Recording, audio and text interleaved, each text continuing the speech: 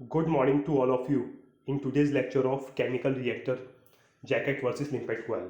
आज के इस लेक्चर में बेसिकली हम ये डिटेल में समझेंगे कि केमिकल रिएक्टर में जैकेट को कब प्रेफर किया जाता है, लिम्पेट कोयल को कब प्रेफर किया जाता है, इस प्रेफरेंस का बेसिकली रीज़न क्या होता है, और अगर इनसे रिलेटेड मेरे को एरियाज कैलकुलेट करने हैं तो वो कैलकुलेट करने का ईजीएस्ट मेथड क्या होता है। मेरा जो लेक्चर है उसके पीडीएफ का लिंक मैं डिस्क्रिप्शन बॉक्स में डाल दूंगा, जिसको भी डाउनलोड करना है वहाँ पे जाके इजीली डाउनलोड कर सकता है। सबसे पहले हम बात करते हैं कि why jacket is provided in chemical reactors. सवाल काफ़ी आसान है। हम सबको पता है कि केमिकल रिएक्टर्स के अंदर अलग अलग तरीके की केमिकल रिएक्शंस करवाई जाती हैं। अब उन अलग अलग तरीके की रिएक्शंस को करवाने के लिए अलग अलग तरीके की टेम्परेचर और प्रेशर की कंडीशंस को आपको मेंटेन करना है। इसके लिए अलग अलग तरीके की यूटिलिटीज़ का यूज़ किया जाता है। दे में भी cooling water, chilled water, brine etcetera. अब इनका जो सिलेक्शन है वो बेसिकली उसके ऊपर डिपेंड करता है कि आपको क्या टेम्परेचर मेंटेन करना है। इसके लिए आपका जो रिएक्टर होता है उसके आउटर सरफेस पे बेसिकली आपकी जैकेट्स प्रोवाइड की जाती हैं जो आपका हीट ट्रांसफ़र का रोल करती हैं। ये आपके जो प्रोसेस का हीट लोड रहता है उसको एक्सट्रैक्ट करके आपके सिस्टम से बाहर लाती हैं। आइदर अगर हीट का रिक्वायरमेंट है तो वो सप्लाई भी करती हैं। अब आपके लिए सबसे ज़्यादा ये समझना ज़रूरी है कि जो बाहर जैकेट दी जाती है उसके टाइप्स काफ़ी सारे होते हैं। उनमें से दो मेजर टाइप्स को आज हम डिस्क्राइब करेंगे। अगर हम इनके जैकेट की टाइप्स की बात करते हैं तो बेसिकली ये 5 तरीके का रहता है। Conventional jacket type, limpet coil, dimple jacket, constant flux jacket and internal coils. इस डायग्राम में आपको ये ज़्यादा पिक्चर क्लियर हो जाएगी।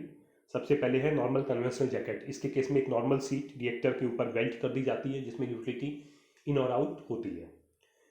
लिम्पेट कोयल के केस में एक कोयल को पूरा का पूरा बीच से काट के इस तरीके से सरफेस के ऊपर वेल्ट कर दिया जाता है, जैसा कि आप डायग्राम में देख सकते हैं। Third one is Dimple jacket. इसके केस में भी पूरी की पूरी एक जैकेट सरफेस के ऊपर लगा दी जाती है, बट जो वेल्डिंग रहती है वो कन्वेंशनल जैकेट से डिफरेंट होती है। कन्वेंशनल जैकेट के केस में टॉप और बॉटम पे वेल्डिंग आती है, बट इसके केस में आप देखेंगे तो जगह जगह स्पॉट वेल्डिंग्स की जाती है, जिसकी वजह से इसके केस में मिलने वाला हीट ट्रांसफर एरिया जो होता है वो आपका इंक्रीज कर जाता है बिकॉज यहाँ पे टर्बुलेंस आपका काफ़ी ज़्यादा रहता है, बट प्रेशर ड्रॉप भी यहाँ पे काफ़ी इंक्रीज हो जाता है। कांस्टेंट फ्लक्स जैकेट्स के केस में मल्टीपल यूटिलिटीज के एंट्री पॉइंट होते हैं और मल्टीपल एग्जिट पॉइंट्स होते हैं। ऐसा करके हम जो रिस्पॉन्स टाइम होता है यूटिलिटीज का वो काफ़ी इंक्रीज कर लेते हैं।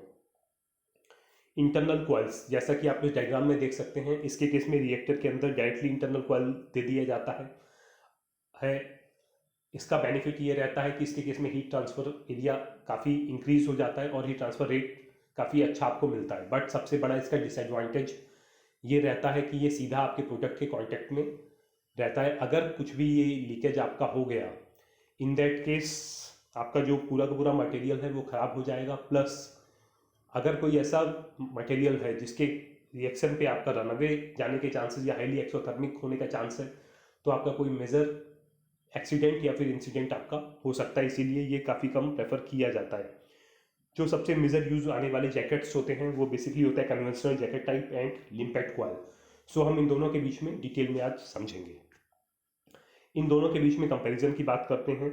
दो तो पैरामीटर्स दिए हैं और इनके बीच में कंपैरिजन। अगर हम फ्लो की बात करते हैं तो कन्वेंशनल जैकेट के केस में आपके लार्जर वॉल्यूम फ्लो करता है, बट लिम्पेट के केस में आपका कम वॉल्यूम फ्लो करता है।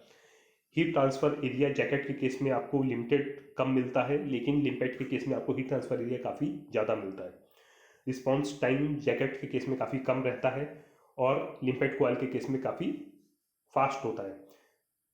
जो आपकी कन्वेंशनल जैकेट होती है इसको लो प्रेशर एप्लीकेशंस में यूज़ किया जाता है, लेकिन लिम्पेट कोयल को जहाँ पे हाई प्रेशर एप्लीकेशंस होते हैं वहाँ पे हम प्रेफर करते हैं। हीट ट्रांसफर एफिशिएंसी जो होती है वो जैकेट के केस में कम होती है, लेकिन लिम्पेट कोयल के केस में आपको ज़्यादा मिलती है। अब एक एग्जांपल से हम ये समझते हैं कि एक केमिकल रिएक्टर में आपकी जैकेट भी है, जो कन्वेंशनल जैकेट होती है वो भी है, प्लस लिम्पेट कोयल भी है। अब आपको ये देखना है कि किसके केस में हीट ट्रांसफर एरिया आपको ज़्यादा मिलता है, वो आज हम देखेंगे। जैकेट के एरिया कैलकुलेट करने का प्रोसीजर फॉर्मूला काफ़ी इजी है, 3.14 इंटू डी इंटू एच, जहाँ पे डी होता है आपका सेल का आउटर डायमीटर इंटू एच होता है आपका हाइट ऑफ जैकेट। क्वाइल का एरिया कैलकुलेट करने का फॉर्मूला होता है pi into D one into L, जहाँ पे डी वन होता है outer diameter of limpet coil into L होता है लेंथ ऑफ क्वाइल। एक एग्जांपल मेरे को यहाँ पे दिया गया है, सेल का आईडी है 3000 mm, वेसल का थिकनेस है 10 mm, लिम्पेट कॉइल का साइज़ है 80 mm, हाइट है जैकेट का 2500 mm, पिच है 100 mm। तो मेरे को जैकेट का एरिया वर्सेस लिम्पेट का एरिया कैलकुलेट करना है। जैकेट का एरिया कैलकुलेट करने का फॉर्मूला पाई डी एच, जहाँ पे डी था मेरा reactor shell outer diameter. Reactor का आईटी मुझे पता है 3000 mm। रिएक्टर आपका सिलेंडर शेप का है। वेसल की थिकनेस, दोनों तरफ की वेसल की थिकनेस आप जोड़ोगे 10 + 10 mm, तो ये वैल्यू हो जाएगी 3020 mm। तो ये रहा 3020 डिवाइड बाई 1000 मीटर्स में कन्वर्ट करने के लिए इनटू हाइट ऑफ जैकेट दिया हुआ है 2500 डिवाइड बाई 1000। इसको जब आप कैलकुलेट करोगे तो ये वैल्यू आपको मिलेगी 23.7 मीटर स्क्वायर। ये हो गया जैकेट का एरिया। अब बात करते हैं लिम्पेट कॉइल का एरिया। लिम्पेट कॉइल के एरिया का फॉर्मूला है pi into D1 into L. So D1 है outer diameter of limpet coil pipe. यहाँ पे मेरे को लिम्पेट कॉइल का साइज दिया गया है 80 mm। 80 mm के पाइप का जब आप आउटर ओडी देखेंगे तो वो ओडी 88.9 mm होता है। इसीलिए यहाँ पे मैंने जो फॉर्मूला में लिया 3.14 into 88.9, that is outer diameter of limpet coil pipe मैंने यहाँ पे कंसिडर किया है, इंटू लेंथ ऑफ कॉइल। अब यहाँ थोड़ा ध्यान दीजिएगा कि कॉइल की लेंथ निकालना वो सबसे इंपॉर्टेंट है। आउटर डायमीटर में लिम्पेट कॉइल जैकेट का कैलकुलेट करूँगा तो 3020 वैल्यू मैं आपको पहले समझा चुका हूँ। इसके ऊपर मेरी जैकेट लगेगी। जैकेट का ओडी मैं आपको ऊपर बता चुका हूँ 88.9 मैंने कहाँ से लिया, वो भी इसमें ऐड ऑन होगा 3020 + 88.9, तो ये वैल्यू मेरे को मिलेगी 3108.9 mm। अब मेरे को कैलकुलेट करना है लिम्पेट कॉइल की लेंथ। 1 टन जब लिम्पेट कॉइल घूम रही है तो उसमें कितना लेंथ का सरफेस वो कवर कर रही है। So that value is coming as pi into D circumference divide by 1000, that value is coming as 9.76 metres. अब बात करते हैं कि ये तो हो गया एक टर्निंग की लेंथ, टोटल कितना टर्न मेरा लिम्पेट कॉइल सरफेस के ऊपर घुमा है। So number of turns calculate करने का फॉर्मूला है लिम्पेट का हाइट जो मेरे को दिया गया है 2500 या फिर जैकेट का height divide by pitch. Pitch मेरे को दिया गया है 100। सो ये वैल्यू आ रही है मेरी 25 टर्न्स, मीन्स जो लिम्पेट है वो सरफेस के ऊपर 25 रोटेशंस आपका घुमा हुआ है। पर रोटेशन की लेंथ मैंने कैलकुलेट कर ली है 9.76 मीटर, ऊपर 25 रोटेशंस है, तो टोटल लेंथ कितनी हो गई वो मैं यहाँ से कैलकुलेट कर सकता हूँ। That is basically 9.76 into 25। तो ये जो वैल्यू मेरे को कैलकुलेट होके मिलेगी, ये वैल्यू मेरे को मिल रही है 244 मीटर। अब मेरे को कैलकुलेट करना है लिम्पेट का एरिया।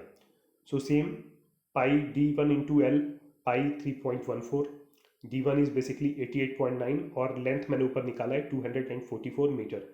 इस पूरी वैल्यू को डिवाइड करूंगा 1000 से तो ये वैल्यू मेरे को मिलेगी 68.11 मीटर स्क्वायर।